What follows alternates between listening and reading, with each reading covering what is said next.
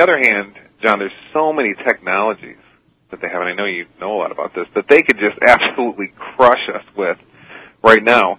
But the reason I think that they don't is because, except for people like me and you and a lot of the listeners who are stepping out of the system and therefore gaining their freedom, the mass of people already is enslaved. I mean, think about it. Parents by the millions are sending their kids to government school every day rather than them raising them, the parents raising them, and loving them, and feeling the absolute bliss of being with your children all day, as I am. They ship them off for the government to raise them. The power and control that they have, and just that one example, is staggering to me. And so why do they need to do this and that? Why do they need to implement RFID? They could if they wanted, but they don't necessarily need to. There's so many plans that they've never executed. Like, a famous one is Operation Northwoods. But there's so many other ones. Codex didn't make it on time here in the U.S. And I know that Germany, we were talking about Codex laws in Germany, they've largely remained unchanged. Dr. Labo was apparently saying a couple things I didn't know that are newly implemented. I have a couple of friends in Germany I've asked about that, what it's like over there trying to get vitamin C.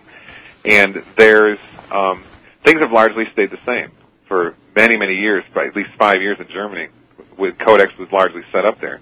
So the point is they could crush us in so many ways but they're not in many ways.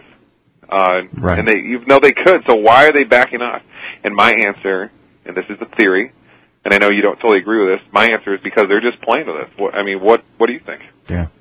I totally disagree, and this is interesting. I mean, I respect that perspective because it is simple, and it makes sense. And when we do look at the world, and just, they could crush us, right? But they don't do it, I believe, because of something that we have, a tool, a secret weapon that all of us have, and that is growing in effectiveness and power, and some of us have it more than others, and that is our ability to alter reality. And on this show, for 2 years, about every 2 or 3 months, I bring up the scene in Apocalypto when the priest turns to the king with a smirk on his face, and all the people are down there, and they're ravaged through famines and droughts and everything, and so they're doing these sacrifices, these human sacrifices. And right when the eclipse comes, everybody gets terrified because they do not understand the eclipse. And of course, the priest and the king do, and so they use it to leverage the people.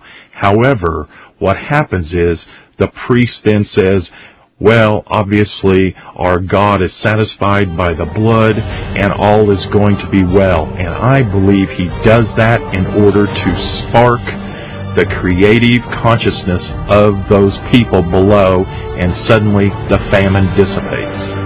We'll be right back.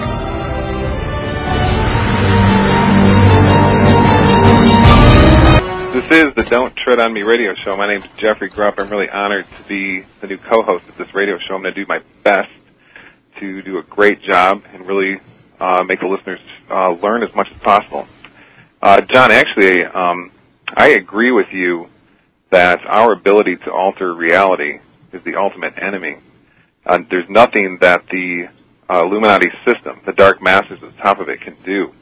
I also agree with you that they trick us into telementationally creating this horrible reality for ourselves. That's why they tell us before 9/11 happened that, there might be a terrorist attack in Manhattan, and there might be an attack on the Trade Center towers or something. They have to get us to, through fear, have these powerful emotions because those powerful emotions are what create reality. This is proven in many different scientific studies, which are largely ignored these days by academics.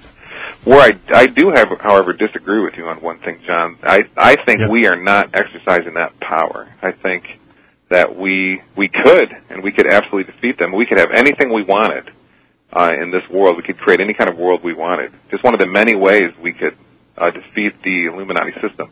But I don't know. I think that we are not doing it. I think the mass of people use their consciousness to simply watch their televisions, work at their minimum wage slave jobs, go along with the system, and therefore actually hurt us by using their telementational mental power to create a bad reality, which is spoon-fed through them in the mass media. What do you think? Right. So the Illuminati are orchestrating the distractions in order to keep them docile. The clones. I get that, but get this. Checkmate. That enables me to have more effect on the world stage than ever because I have less competition. They're all asleep. Mm-hmm. Yeah. So Go ahead. Do you think that there's an accumulation of mental power you can muster within yourself that is stronger since you're directing your deep consciousness? So you think that they're not using theirs, so theirs is weak. And so if we use more of our conscious power, we can have more effect. That's definitely, I definitely agree. If you don't mind, unless you have somewhere to go with this, I have a little story I can tell about that. Yeah. A student of mine. Well, go ahead. A student of mine, real quick, we tried an experiment to see if we could do that very thing.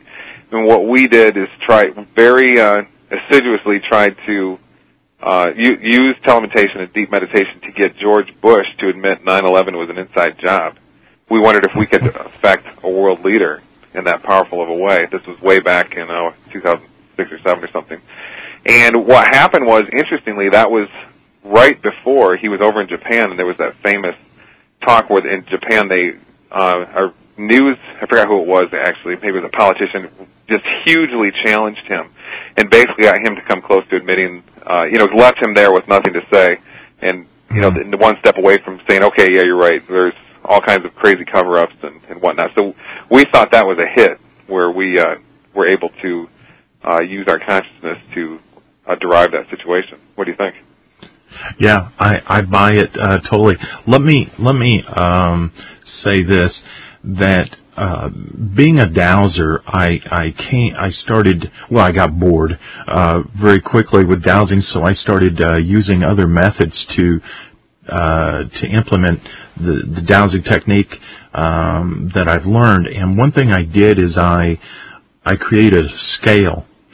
And you can get yes, no answers and all that sort of stuff. And I know a lot of people out there don't buy into the dowsing thing, but they will always buy into it as soon as I hand them the rods and tell them to walk forward after I've thrown a coin out in the middle of nowhere, because it will track right to it, and it works every time. But either way, what I did is I put a scale of 1 to 1,000 on these 2x4s on my homestead, and I use that numbering system, and I just ask a question such as the consciousness level of the typical American today. And the score actually is about 140 out of 1,000. And then I would ask what George Bush Jr., baby Bush is, and I got, as I recall, a 5, his consciousness level. Now I would do this, and I'll tell you what it showed me is that everybody has a different level, but when you start getting up into the 200 and 300 level, your influence upon the world becomes rather profound. And I got some. Oh, I should mention I've done historic figures such as Abraham Lincoln and stuff, and I was quite surprised, because we kind of assumed that a lot of those people have probably a high consciousness level, and that wasn't always the case. Now, I know that's a whole different thing of dowsing, but what it allowed me to do is to have a new thought, and that thought was that we can develop our own consciousness as quickly as we want, or as slowly, or not at all. And we can even descend in consciousness